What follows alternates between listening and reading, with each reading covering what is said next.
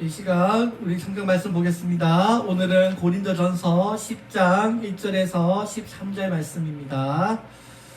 제가 봉독해 드리겠습니다.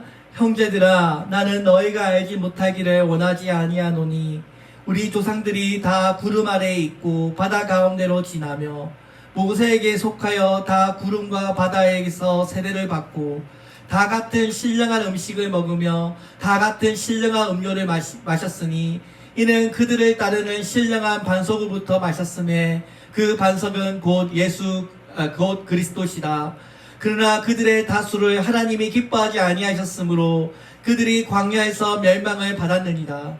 이러한 일은 우리가 본보기가 되어 우리로 하여금 그들이 악을 즐겨한 것 같이 즐겨하는 자가 되지 않게 하려 함이니 그들 가운데 어떤 사람들과 같이 너희는 우상 숭배하는 자가 되지 말라.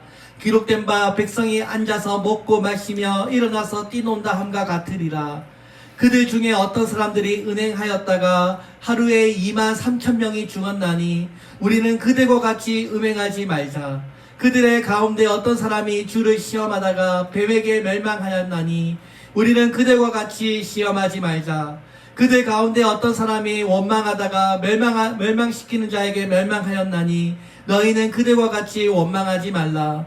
그들에게 일어난 이런 일은 본보기가 되고 또한 말세를 만난 우리를 깨우치기 위하여 기록되었느니라. 그런즉 선줄로 생각하는 자는 넘어질까 조심하라. 사람이 감당할 시험 밖에는 너희가 당한 것이 없나니 오직 하나님은 미쁘사 너희가 감당하지 못할 시험 당함을 허락하지 아니하시고 시험 당할 즈음에 또한 피할 길을 내사 너희로 능히 감당하게 하시느니라. 아멘. 우리 잠깐 기도하겠습니다. 하나님, 오늘 우리 고린도전서 10장의 말씀을 함께 읽었습니다. 이 말씀을 가지고 하나님의 뜻을 알아갈 수 있는 복된 시간 되게 하여 주옵소서. 예수님의 이름으로 기도합니다. 아멘. 오늘 본문은 우리 사도 바울이 우상 숭배에 관한 이야기를 하고 있습니다. 오늘 우리가 주님을 믿는다고 하면서 주님을 믿는다고 말하는 사람들이 우리가 뭐 절에 가거나 제사를 집에 지나지는 않지만 여전히 이 세상에 많은 죄에 우리가 노출되어 살아가고 있습니다. 이 세상의 사람들에게 우리에게 있어서도 하나님보다 더 사랑하는 것들, 하나님 외에 우리가 우상처럼 숭배하는 것들이 있습니다. 오늘날 우리가 기쁨을 추구하고 쾌락을 좋아합니다. 디모데후서 3장 2절에 보면 사람들이 자기를 사랑하며 돈을 사랑하며 자랑하며 교만하다라고 했습니다. 어떻게 하면 내가 이 세상에서 더 즐겁게 살아갈 수 있을까만 생각합니다. 이것이 오늘날 이 세상에 존재하는 우상이라고 할 수 있습니다. 오늘 1절에서 사도 바울을 말씀합니다. 형제들아, 나는 너희가 알지 못하기를 원하지 아니하노니 우리 조상들이 다 구름 아래에 있고 바다 가운데로 지나며 모세에게 속하여 다 구름과 바다에서 세례를 받고 다 같은 신령한 음식을 먹었다라고 했습니다. 이 이야기는 어느 시대를 배경으로 하고 있습니까? 출애굽기 이야기입니다. 다들 잘 아시죠? 인류 역사에 있어서 모세와 함께 애굽에서 나왔던 이스라엘 백성들은 하나님의 놀라운 은혜를 체험했던 민족입니다. 하나님의 그 크신 능력과 놀라운 은혜를 직접 경험한 사람들이 바로 이 이스라엘 사람들입니다. 그들을 가로막고 있던 홍해가 반으로 갈라지는 것을 이들은 직접 목격했고 직접 그 강을 건넜습니다. 또 이스라엘 백성들이 광야를 통과할 때 하나님께서는 낮에는 구름 기둥, 밤에는 불 기둥으로 그들의 뜨거운 햇살로부터 지켜주셨고 밤에는 불 기둥이 되어 그들을 보호해 주셨습니다. 그런데 이 이스라엘 백성들의 삶이 어떠했습니까? 하나님을 순종했습니까? 아니면 불순종했습니까? 하나님을 잘 섬기지 못했습니다. 여러분 잘 아시죠? 우리 40년의 광야 생활했다는 것을 알고 있습니다. 그만큼 이스라엘 백성들이 하나님에 대해서 못마땅하게 생각했다는 것입니다. 오늘 5절에서 그러나 저희의 다수를 하나님이 기뻐하지 아니하신 고로 저희가 광야에서 멸망을 받았느니라. 누구보다 하나님의 은혜를 받았던 이 이스라엘 백성들이 하나님을 신뢰하지 못했습니다.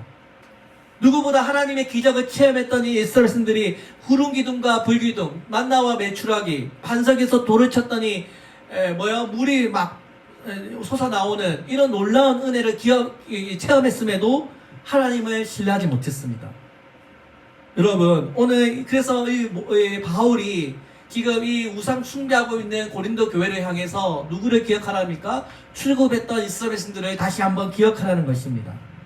이스라엘 백성들처럼 놀라운 신비한 기적을 체험하고 정말 셀 수 없는 그런 하나님의 은혜를 경험했던 이 사람들이 하나님을 기뻐하지 못했고 결국 광야에서 멸망당했다고 하는 이 놀라운 사실을 기억하라는 것입니다. 사도 바울은 바로 이 출애굽기의 역사적 사실을 기억하면서 고린도 성도들도 이스라엘 백성들과 같이 하나님 앞에서 멸망받지 않도록 신앙생활에 항상 주의 깊게 하라고 권면하고 있는 것입니다. 오늘 우리가 7절의 말씀에 보면 이 고린도 교회 성도들도 어떠했습니까? 악을 따라 행했습니다. 그러니 죽을 수밖에 없는 것입니다. 오늘 7절 말씀에 보니 그들 가운데 어떤 사람들과 같이 너희는 우상 숭배하는 자가 되지 말라. 기록된 바 백성이 앉아서 먹고 마시며 일어나서 뛰논다 함과 같으니라.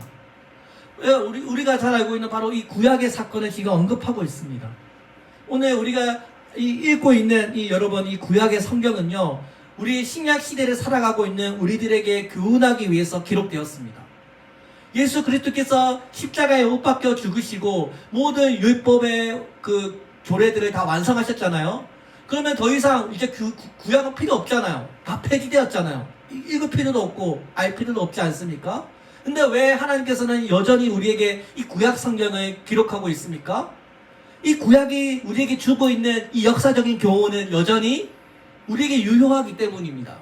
여러분 기억나십니까? 자, 그렇기 때문에 이 구약에 기록되고 있는 이 역사적 사실들, 우리가 구약을 통해서 이스라엘 백성들이 어떻게 신앙생활했고 어떻게 하나님을 섬겼는지를 우리가 보면서 내 자신의 죄를 생각하고, 구약은 폐지되었지만 여전히 이 구약이 우리에게 주고 있는 이런 역사적인 교훈들을 통해서 우리가 하나님을 더 잘 섬기기 위해서 여전히 구약 성경을 우리가 가지고 있는 것입니다. 유대인들처럼 이 율법을 지켜가지고 우리가 구원을 이루기 위해서 이 구약 성경을 가지고 있는 게 아니고요, 우리가 출애굽기나 민수기나 이런 모세오경을 통해서 이스라엘 백성들이 어떻게 섬겼는가를 우리 자신을 되돌아보면서 교훈하기 위해서 이 구약 성경을 여전히 우리가 가지고 있는 것입니다. 이 구약의 사건들은요, 오늘날 살아가고 있는 우리 그리스도인들을 교훈하기 위해서 기록되었습니다. 하나님께서는 우리 인류에게 복을 주기를 원하셨지만 이스라엘 백성들은 반복해서 하나님 앞에 불순종을 선택했습니다. 우리가 성경을 읽어보면요, 이 성경은요 우리에게 항상 두 가지 길을 요구합니다. 하나님을 따르는 길과 하나님을 불순종하는 두 길을 우리 앞에 놓여두고요, 어떤 길을 선택할 것인가를 우리에게 하나님은 묻고 있습니다. 우리가 하나님 앞에 순종하면 가나안의 축복을 받을 것이고, 우리가 하나님 앞에 불순종하며 이스라엘의 바벨론 포로와 같은 멸망이 기다리고 있다는 것을 성경은 우리에게 말씀하고 있습니다. 하나님은 먼저 우리에게 복의 길을 제시합니다. 생명과 사망, 복과 저주를 내 앞에 두었다라고 말씀했습니다. 이 하나님의 복은요, 우리가 만들어내는 것이 아닙니다. 이 하나님의 복이라고 하는 것은요, 하나님의 은혜와 언약 안에서 우리에게 주어지는 것입니다. 우리가 에덴 동산, 가나안 땅, 구원과 영생이라고 하는 것은 하나님께서 우리에게 먼저 주신 선물입니다.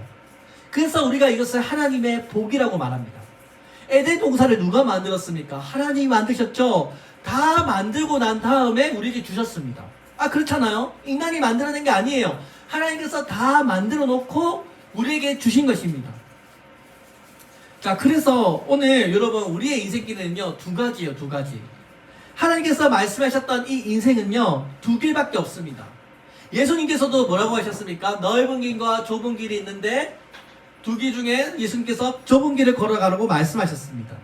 마태복음 7장 13절 14절에 보면 좁은 문으로 들어가라. 멸망으로 인도하는 문은 크고 넓어 그리로 들어가는 자들이 많고 생명으로 인도하는 문은 좁고 길이 협착하여 찾는 자가 적다라고 했습니다.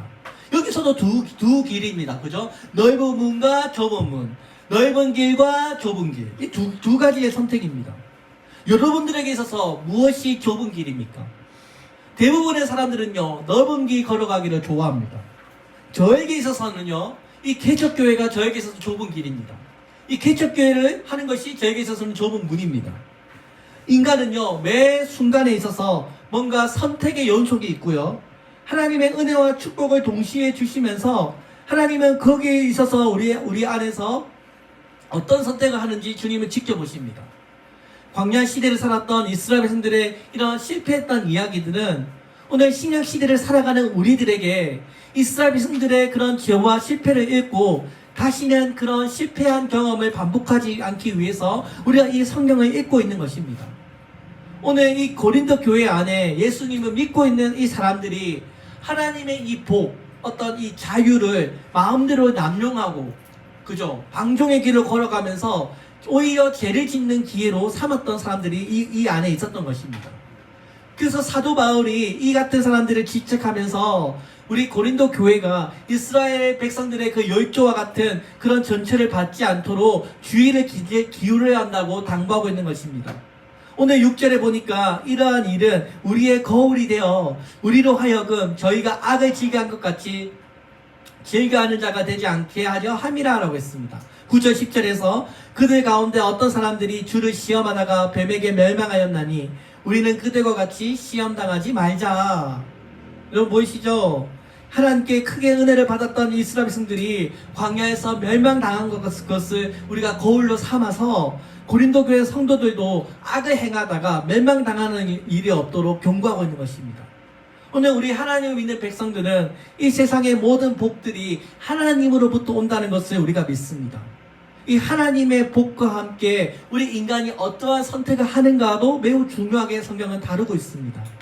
성경에 보면 우리가 어떤 선택을 하느냐에 따라서, 그리고 그 선택을 우리가 어떻게 다루냐에 따라서 축복이 저주로 변하는 사건들을 성경은 기록하고 있습니다. 태초에 하나님께서 아담과 하와에게 이 에덴 동산이라고 하는 하나님의 복을 주셨습니다. 왜냐하면 이 에덴 동산은요, 인간이 살기에 너무나 좋은 환경이었습니다. 그런데 우리 인간이 하나님의 말씀보다 누구를 더 신뢰했어요? 뱀의 유혹을 더 신뢰했고, 그래서 불순종함으로 나아가면서 추방을 당하게 되었습니다. 하나님의 에덴의 축복이 한순간 인류의 저주로 바뀌게 된 것입니다. 이 에덴의 축복을 우리가 상실하게 되면서 남자들은 어떻게 합니까? 열심히 땀을 흘려야 먹고 살 수 있게 되었고요. 또 여자들은 출산의 고통을 받게 되었던 것입니다. 하나님의 복이 먼저 주어졌지만 인간의 선택이 그 복을 지켜내지 못하고 저주로 바뀌게 되었습니다.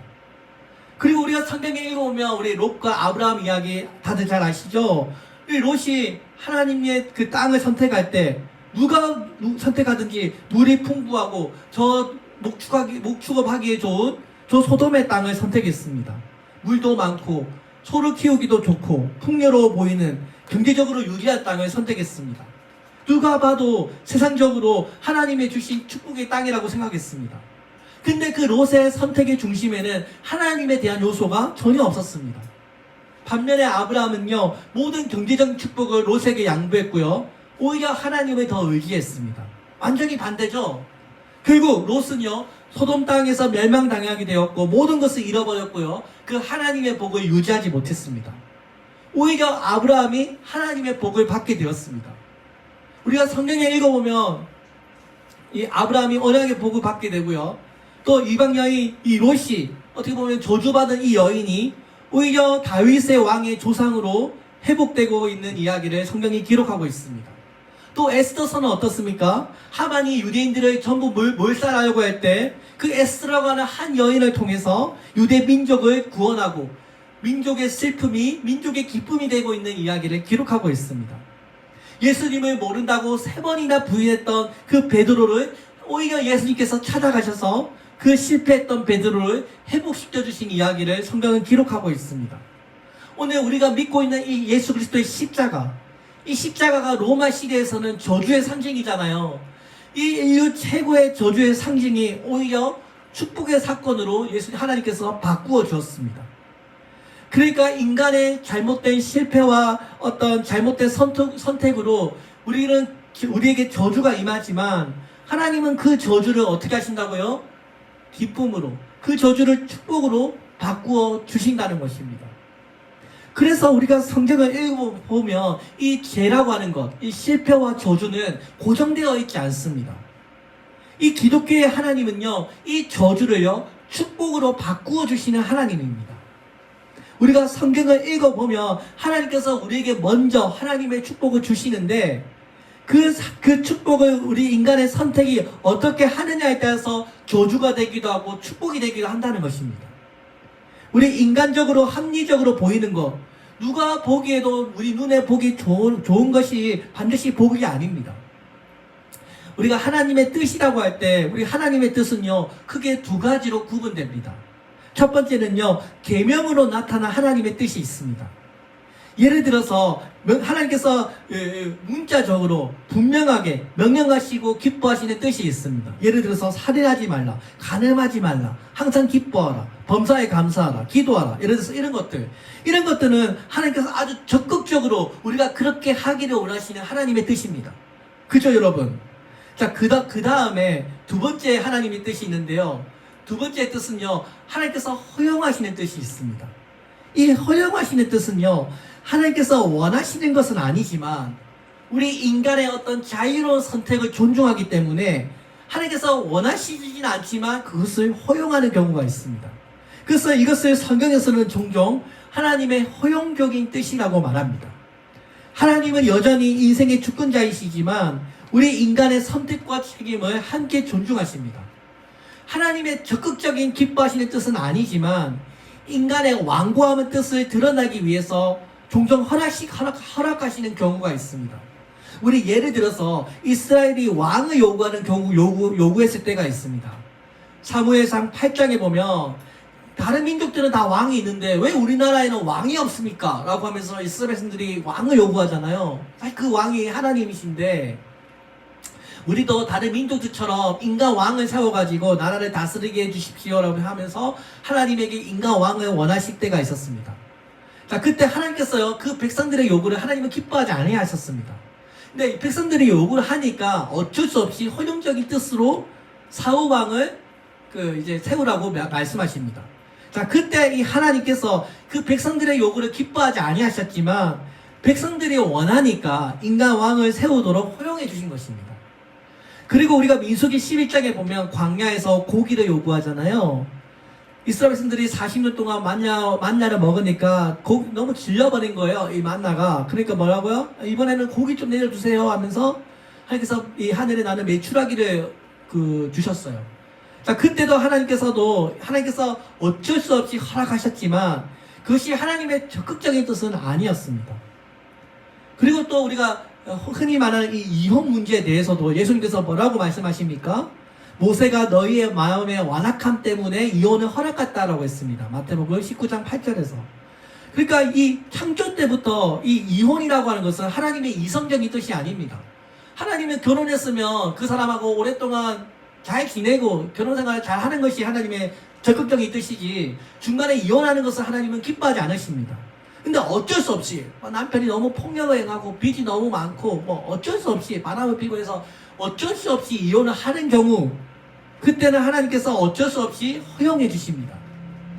자, 그래서 인간의 질성과 완악함 때문에 제한적으로 허용되는 하나님의 뜻이 있습니다.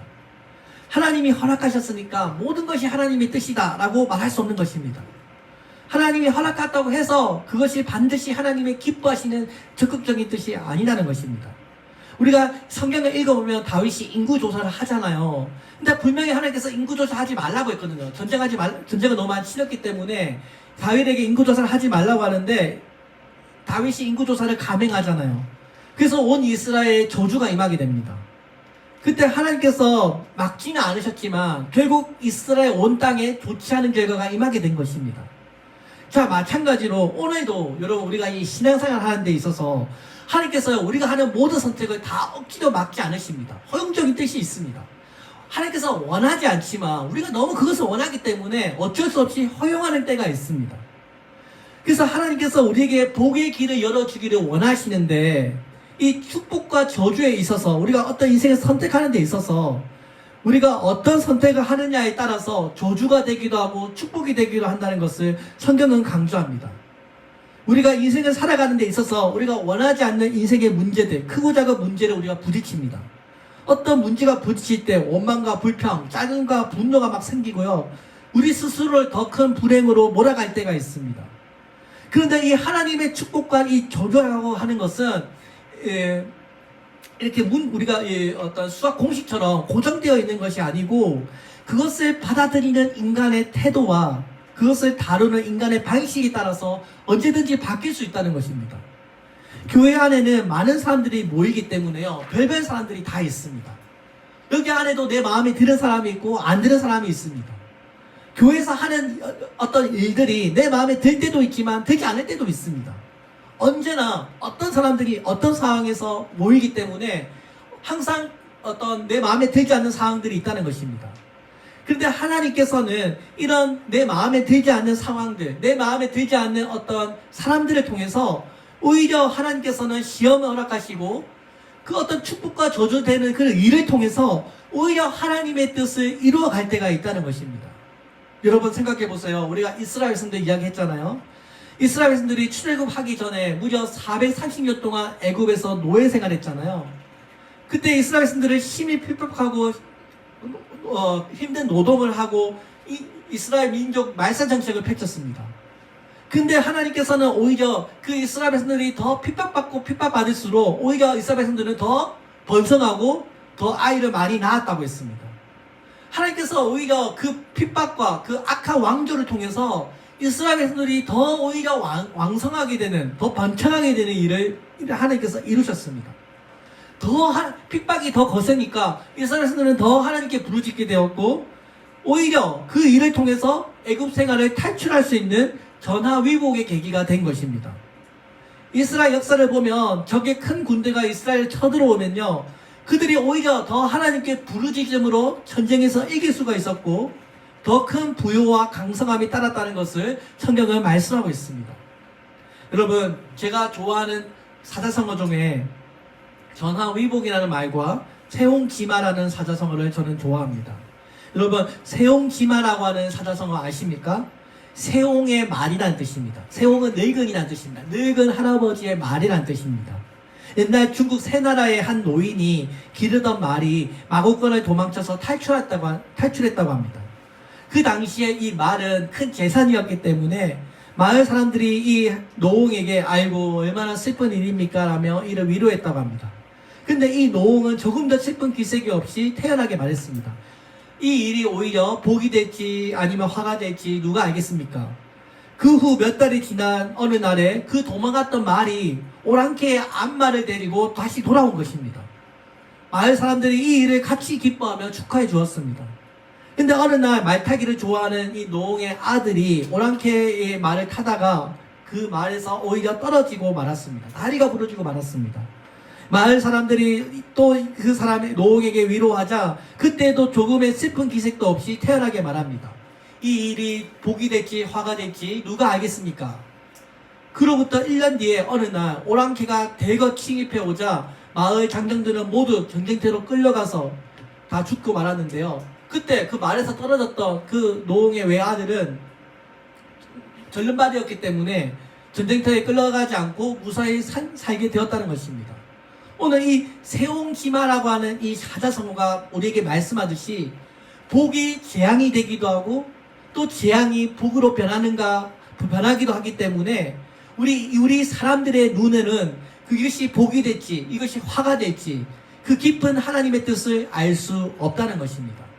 지금 당장 어떤 일을 당했을 때 나에게 있어서는 큰 재난인 것 같지만 나중에 보면 오히려 전화위복이 되는 때가 있다는 말입니다.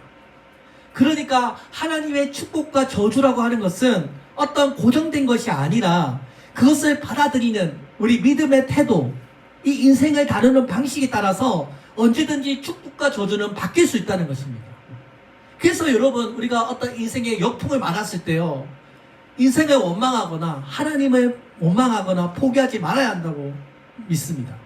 현재의 고난은요, 언젠가는 해결될 것이고 언젠가는 전화위복이 될 수 있다는 것입니다. 왜냐하면 우리가 믿고 있는 우리 하나님은요, 불가능을 가능케 하시는 하나님, 저주를 축복으로 바꾸어 주시는 하나님이기 때문입니다. 여러분 기억나십니까? 1997년도 우리나라 IMF가 터졌잖아요. 그때 제가 초등학교 2학년인가 3학년인데 그때 진짜 그 한강 다리에서요 그 기업인들 많이 뛰어 죽었어요. 저 기억합니다. 뉴스 봤는데요. 그때 우리나라에 많은 사람들이 십직자 되고요. 그 많이 뛰어내렸습니다. 그때 한보그룹 부도 났고요. 대우 부도 났고요. 그때 많은 경제학자들이 경제가 위험하다고 심각하다고 말했는데 아쉽게도 우리 YS 대통령이 괜찮다고 해가지고 결국 IMF가 터졌어요. 그때 많은 사람들이 그때 죽었습니다. 근데 우리나라가 그때 거기서 끝나지 않고요. 제가 최근에 알았어요. 이 건물이 제가 최근에 서울역 지나가면서 이 건물이 그 대우 본사였다는 것을 제가 최근에 알았습니다. 옛날에 저희 집 TV도 대우였거든요. 그 대우가 참 잘 나갔어요. 근데 IMF 터져가지고 망해버렸어요. 근데 그때 여러분 우리나라가 그 IMF 부도 사건 때 여러분 그냥 주저앉았습니까? 아니죠.